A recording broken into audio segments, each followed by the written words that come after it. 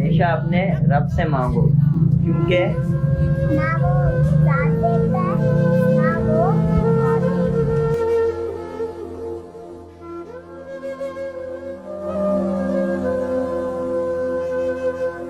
पूरे माशरे को लर्जाने वाला मर्डर है।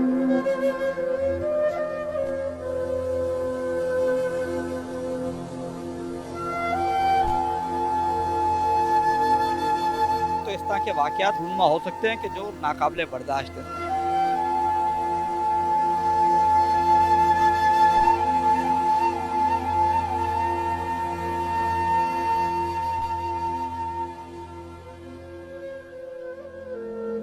ये आपको अश्योर दिलाता हूँ कि जो इनएफिशिएंट ऑफिसर होगा वो अपनी सीट पर नहीं रहेगा।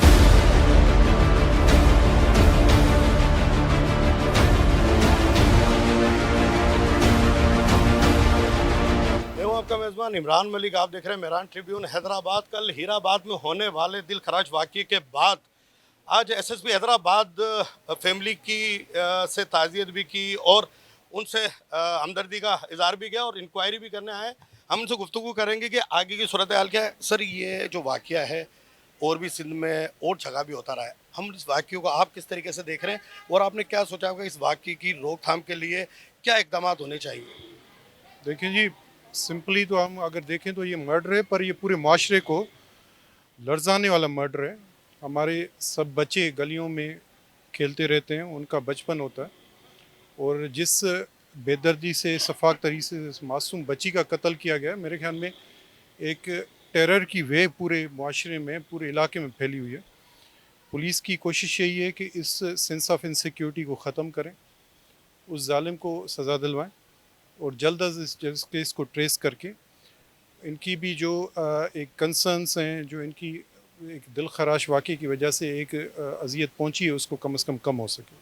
12 घंटे गुजर चुके हैं, अब तक आपको क्या शवाहिद मिले हैं और कितने पुरुमीद हैं कि हम इस केस को जल्दी हल कर लेंगे? देखें, कोई सब्सटेंशियल लीड्स मिली, हमारी टीम कल से काम कर रही है उसमें। फोरेंसिक्स वालों ने अपनी वो एविडेंस कलेक्ट किए थे, उसके अलावा जो रिपोर्ट्स आई हैं एमएलओ, उसमें कोई रेप या उसकी कोशिश की तस्दीक नहीं हुई। पर जो दूसरी चीज़ें हमें मिली हैं इंफॉर्मेशन इंटरोगेशन में और फोरेंसिक्स में, उसमें काफ़ी सब्सटेंशियल लीड्स मिली। इंशाल्लाह ताला उस पर प्रोसेस करके हम जल्दी कातिल तक पहुंच जाएंगे। तो मेरे आखिरी एक सवाल के हैदराबाद में मैंने ये देखा है कि इतने पावरफुल एसएचओज हैं जिनको ये पता होता है कि हमें सस्पेंड नहीं होना, कितना ही बड़ा वाकया हो जाए। मैंने यहाँ देखा है, मैंने अपनी आंखों से देखा है कि एसएसपी चेंज हुए लेकिन एसएचओ चेंज नहीं हुए। जिन एसएचओज को ये एतमाद होगा कि हमें हिलना ही नहीं है, हमें जाना ही नहीं है, हमारी सोर्स कहीं और से है, एसएसपी साहब नहीं हटा सकते। वो इस क्राइम को रोकने में कितने सीरियस होंगे जब सजा जजा का उनको पता है कि हमें मिलनी नहीं है।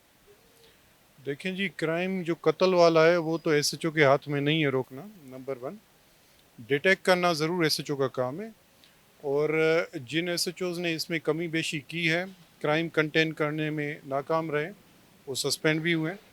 और एक जो परसेप्शन है कि पावरफुल है, वो मेरे ख्याल में ये यहाँ पर तासुर नहीं है। हमारे सीनियर्स हों, पॉलिटिकल लीडरशिप हो, वो कतई तौर पर इस पर बर्दाश्त नहीं करते कि लोगों के साथ बेरहमी से क्राइम को कंट्रोल करने में नाकामी पर या उसकी इनएफिशिएंसी पर उसको इंटेक किया जाए। तो ये आपको अश्योर दिलाता हूँ कि जो इनएफिशिएंट ऑफिसर होगा वो अपनी सीट पर नहीं रहेगा। हम हैदराबाद नहीं पूरे सिंध में ले लें, पहला वाकया नहीं है। अच्छा, जब लोगों को पकड़ा जाता है तो वो तो एक अलग मामला है कि कोर्ट से छूट जाते हैं, लेकिन हैदराबाद या पूरे सिंध में जो पुलिस का निज़ाम है उसको आप कैसे देखते हैं? अगर वो पुलिस का निज़ाम बेहतर नहीं होगा तो इन चीज़ों में रोकथाम कैसे होगी जब उनको कोई खौफ ही नहीं होगा?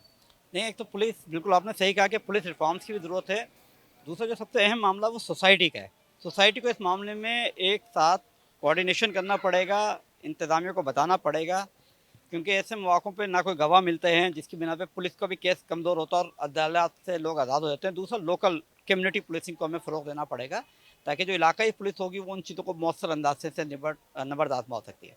मैं जहाँ तक समझता हूँ, केसेस के हिसाब से हमारी बात हुई है और वो वसूख से इस बात का उनको भी यकीन है और हमें भी यकीन है कि जो ये खून नहा के इसके अंदर जो मुलज़िमान हैं वो कैफ़रे किरदार को पहुँचेंगे और जल्द अज जल्द जेल की सलाखों के पीछे होंगे। हमने यही कहा है कि इनको गिरफ़्तार कर जल्द अज जल्द कोर्ट में पेश किया जाए, ताकि उनकी लवाहिकीन को सब्र आ सके। लाज़मियत है, फैसल भाई एक हमारे साथी भी हैं और बहुत अच्छे इंसान हैं और ये जो जुल्म हुआ इसके ऊपर मैं समझता हूँ पूरे हैदराबाद के लोग सोगवार हैं, और बच्चों के साथ इस तरह की जुल्म ज़्यादती नाकाबिले बर्दाश्त है, और ये सोसाइटी इंसानों के रहने के लिए है।